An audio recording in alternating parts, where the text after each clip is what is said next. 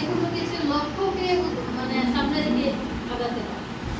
লক্ষ্যকে সামনে না রেখে কেউ কিছু করতে পারে না। এই জাতীয় পুরস্কারের মূল্য এখন এই জাতীয় পুরস্কার যারা পান 1 লক্ষ টাকা পুরস্কার।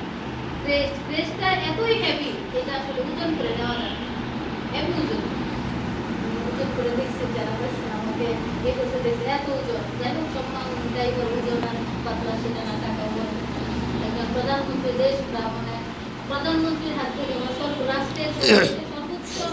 পর্যায়ে যিনি থাকেন ওনার হাত থেকেই এই পুরস্কার প্রদান করা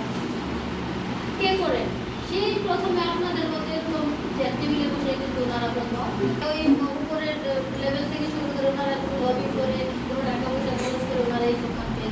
পেয়েছেন আপনাদের মতো এই চেয়ারে বসা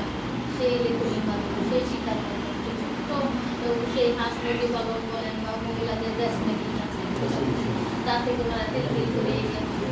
অনেক বড় ব্যবসা হয়েছে ওনারা নিজে প্রতিষ্ঠিত হয়েছে উদ্যোক্তা হয়েছে আমরা ওনাকে সম্মান দিয়েছি আমরা নির্বাচিত করে ওনাকে আমরা জাতীয় পর্যায়ে নিয়ে এসেছি জাতীয় পর্যায়ে ওনারা নির্বাচিত হয়ে প্রশংসিত হয়েছে পুরস্কার পেয়েছেন সেটা হলো যে আজকে আপনারা সবাই তো আপনারাও তো চান যে আমরাও একদিন এই সুনাম অর্জন করব এই সুনামে আমরাও একদিন ভূষিত হব আপনারা হতে পারবেন আপনারা এই যে মনে করেন যে আপনার হাঁস মুরগির প্রশিক্ষণ বা আমাদের আমি বলছি না যে আপনারা হাঁস মুরগি পালন করে জাতীয় পুরস্কার পাবেন বা সেটা আপনারা বিভিন্ন সবাই যে একটা প্রশিক্ষণের মাধ্যমে তবে আপনাকে একটা লক্ষ্য নির্ধারণ করতে হবে আমি এই সেক্টরে আমি সাইন করি বা আমি আপনার কাছে আমাদের ইলেকট্রিক্যাল হাউসের প্রশিক্ষণ আছে সেই প্রশিক্ষণে মাত্র একটা ক্লাস এবং একটা টেস্টটা এই দুইটা জিনিস যদি থাকে তার থেকে আপনি দিনে অন্তত প্রথম আর শত টাকা অর্জন করতে পারবেন আপনি একটা হোল্ডার লাগাইলেও কেউ কিন্তু আপনাকে 200 টাকা দেবে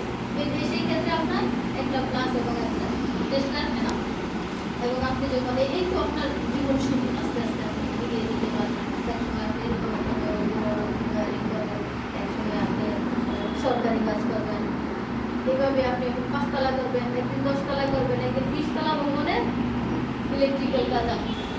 ঠিক আছে তো আমারও এই যে আজকে হাসপাতালে প্রশিক্ষণ আপনি নিচ্ছেন এখানে হাসপাতালে ছোট্ট পজিশনে হাসপাতাল